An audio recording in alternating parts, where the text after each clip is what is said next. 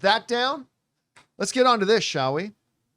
You know, it's not a secret. Kathleen Kennedy is getting ready to move on from the position. I don't think she's retiring, but she's going to be moving on from the position of head of Lucasfilm, a move that is, in my opinion, while I respect her a great deal, is long overdue. She should have been out of that position a long time ago and gone back to what she is one of the best in the world at, just producing movies. But a lot of talk gone around about who could maybe replace her and fill in the chair. Well, the Hollywood Reporter just did this big article on the game of succession in Hollywood right now, talking about the major studios and the people who are currently ahead and what is their succession plan, from everything from Warner Brothers to Disney and whatnot. Now, in what could be almost considered a little bit of a throwaway paragraph later down in the article, they do bring up the issue of Lucasfilm. And now I've had a lot of people going around saying, did you hear that the report is that Dave Filoni, of course, mainly an animation guy who did things like Clone Wars, Rebels, which I love Rebels, and has kind of been a partner of John Favreau in Mandalorian and making a couple of other things that they've done, and has been some corners of the fan community their pick to maybe be the next guy up. Well, the Hollywood Reporter article does kind of state that, yeah, he's one of the candidates, but there are a couple of big asterisks to it. This is what came to us from the Hollywood Reporter. Current thinking is a scenario where Chief Creative Officer Dave Filoni and production head Carrie Beck, both Lucasfilm vets, take co-head roles, which is very similar to what has happened over at DC with, of course, James Gunn and Peter Safran. So that sounds a little bit similar to that. The article continues saying, but the knock against Filoni is that he might be too steeped in Star Wars lore and risks steering a show into dense mythology that loses a broader audience. Or as one Disney insider executive said, he's not the Andor guy, he's the Ahsoka guy. Beck, that doesn't scream deep. Yeah, Beck. Well, deep into like the pre-existing Star Wars mythology. Yeah. Beck, who joined the company in 2012, knows the ins and outs, but neither she nor Filoni has much experience in film. This has always been the part of any discussions that have come around about Dave Filoni, who I have met and talked to on a couple of occasions. Super cool guy, super nice dude. And I was really impressed with, like when we would see the behind the scenes making of Mandalorian stuff, I became incredibly impressed with him when on this first day on set where he was going to be directing an episode, he had never directed anything live action before. And so he directed this episode of Mandalorian and he said, looked at the camera, because most people in Hollywood think I got to look cool. They say, I trust myself. I'm going to be able to bring this vision to life. I've got the tools, blah, blah, blah. You know what Dave Filoni said? He said, I don't know what the fuck I'm doing.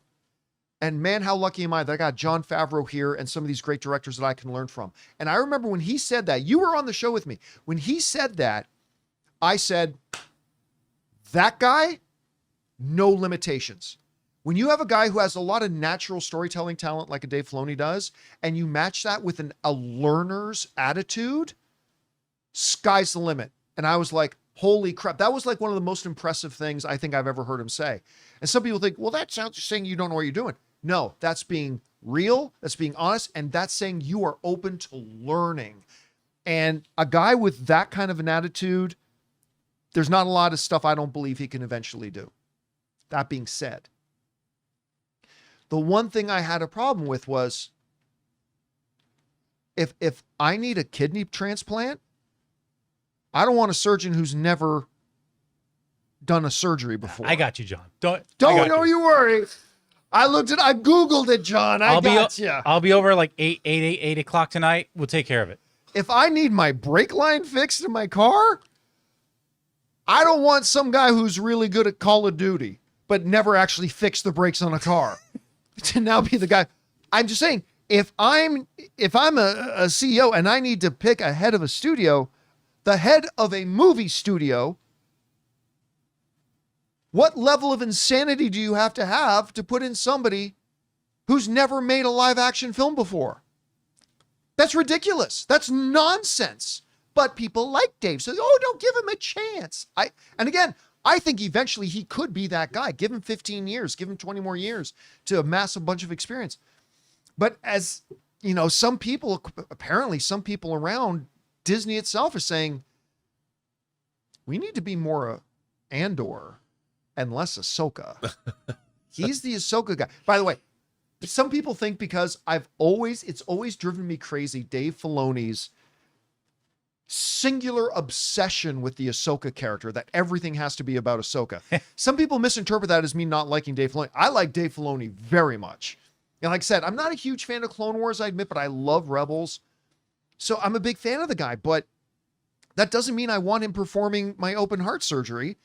It doesn't mean I want him fixing my brakes. I don't think he should be the head of a live action movie studio when he's never made a fucking live action movie. And then it's like, well, you know, James Gunn has had decades of making live action films, and paired with a seasoned professional filmmaking vet like Peter Safran. This thing points out that Carrie Beck actually doesn't have a lot of experience in making live action films. So that's why I do believe there is some talk, and that maybe it would be logical in considering Kathleen Kennedy's replacement to look at Dave Filoni maybe. But as the article points out, there's just too many big swings and strikes against it that I think he should stay in his creative officer role and get more seasoned, and maybe in 10 years take over this chair. I don't know. I will say this though, Rob. If in 4 months' time they announce that Dave Filoni and somebody else are becoming the new co-heads of Lucasfilm, I will cheer him on and hope for the best. I will cheer him. I will be in his, I'll hope for the best. I'll be there encouraging him, whatever. And I'll totally hope it works out great. I just don't think it would be the right move. And I don't think it puts Lucasfilm in the best position for success. Guys, we want to take a second to thank a sponsor of today's video, Hungryroot. Okay, so I'm sure you guys can all relate to this. Spring hits and suddenly life goes from like 0 to 100. Busy season is officially in full swing over here. And honestly, who's got time to go grocery shopping? That's where Hungryroot comes in. See, because Hungryroot is like having your own personal shopper. I told them my goals and they started curating groceries for me that actually fit my life. Be it smoothies, snacks, salad kits, even ready to eat meals. All clean ingredients, no artificial junk. This week, I got the grilled turkey tenderloin with pesto grilled veggies, and it was amazing. And I got my usual protein-packed snacks. It's like they're learning my taste better than I even know myself. And the best part is, I don't have to waste time driving to the grocery store and wandering the aisles. That's time I can spend doing literally absolutely anything else. Guys, I love Hungryroot. Take advantage of this exclusive offer. For a limited time, get 40% off your first box, plus get a free item in every box for life. Go to hungryroot.com/Campea and use the code Campea. That's hungryroot.com/Campea, code Campea, to get 40% off your first box and a free item of your choice for life. hungryroot.com/Campea, code Campea. Anyway, Rob, I think you quite like the idea of Dave Filoni becoming the head of Lucasfilm. No, but See, what do you think about this story? See, here's the thing. I mean, Dave Filoni, nice guy. I love his. Dave Filoni's an animation guy. His sensibility is animation. And, you know, I know he had Lucas's ear and he's very up on what Star Wars is, but I don't think running a studio. Look, Kathleen Kennedy had incredible experience producing movies for 40 plus years, but was she the best person to run the studio? I think it's kind of like, you know, they used to talk about how they never wanted Star Trek fans to work on Star Trek, like during the time of the Next Generation, and because they get too caught up in it. Running a studio is not just about making Star Wars. You have to make all different kinds of decisions. I think creatively, Filoni certainly spearheading a creative team that makes Star Wars is a good thing. But again, you know, like people are saying, he was no fan of Andor. Would we have gotten an Andor? Would Tony Gilroy has come out and said time and again that it was Kathleen Kennedy that made sure that Andor got made. I don't think that Dave Filoni would have the vision to let a guy like Tony Gilroy make an Andor, because, you know, he has got a very specific view of what Star Wars is. Yeah, and it's Ahsoka, and I still believe in Dave Filoni's future. I am 100% believe. Sure, I believe in his future, but right now, he's capable of Ahsoka. And that wasn't very good. No, and we need people that think out of the box. I think that you need people that are going to take something and do something new with it and yet retain the core first principles of whatever it is you're working on. And I think that that's something that is, look, you need a Nicholas Meyer to come in and make Star Trek 2 is what you need.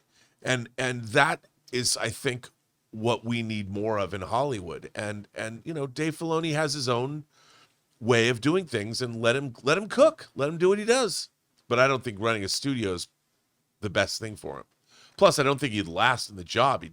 Creatives are creatives. They don't want to be burdened with they don't want the day-to-day running of marketing meetings and whatever else she has to do now. I don't know. Yeah. And again, you put it best right now. Again, saying what he is right now is not saying that I think that's what he's limited to being because he's a young guy. Yeah.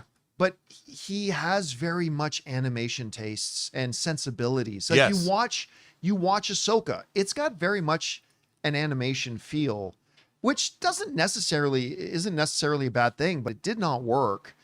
And I just don't get anybody who thinks taking somebody with zero movie making experience and making them the head of a movie show. And like, to me, the biggest flag is exactly what you brought up, Rob.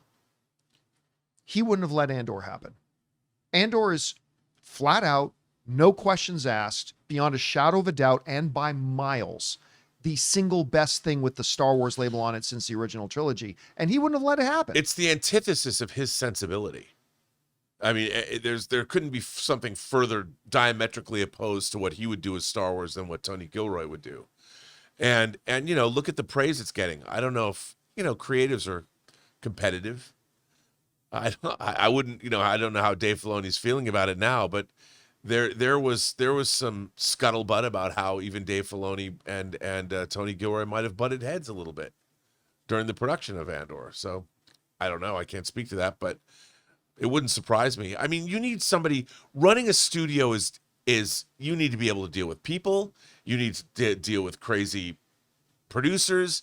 You need to deal with people like Dave Filoni's strikes me as a pretty quiet, insular guy, not necessarily Les Grossman. And sometimes you need Les Grossman to run a studio. Sometimes you need Les Grossman in that chair. Yeah.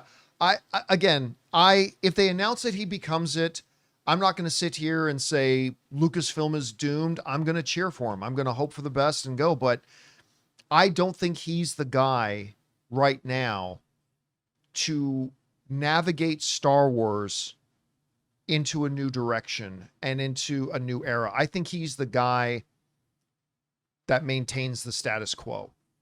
But again, I see him even now as a really valuable resource, chief creative officer, stuff like that. The guy who is the living holocron. I mean, he's the guy. Yeah. He knows Star Wars lore and history to be a consultant for all the projects going on, like to consult on everything. I think he's that guy. But right now, I think it would be a mistake if they went ahead and did that. You know what it's like? Here's how I feel, Rob. This is how I feel about it.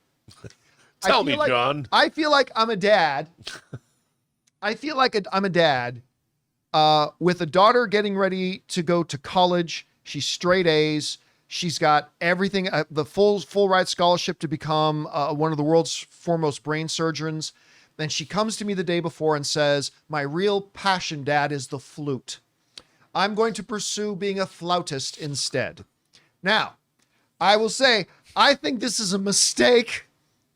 But if that's what you choose, I'll still think it's a mistake, but I'm going to love and support you and cheer you on anyway. That's how I feel about maybe making Dave Filoni the head of Lucasfilm. Total mistake, but I'll cheer it on and hope for the best and do whatever I can to be supportive. All you can do. All you can do. All right, guys. Question is for you. What do you think about flautists? And what would you think about the idea of Dave Filoni maybe becoming the head of Lucasfilm? One time at band camp. God, I wish I had my sound bites. And how would you feel, in theory, about a guy who's no experience making movies becoming the head of a movie studio? I don't know. Whatever you guys think, jump down to the comment section below and let us know your thoughts. Hey guys, thanks so much for watching this video. Make sure you like the video, leave a comment, and subscribe to our channel. And don't forget, we have a daily podcast called the John Campea Show podcast, available on Apple Podcasts, Spotify, or your favorite podcasting app of choice. Go and subscribe to it today so it'll be there when you need it.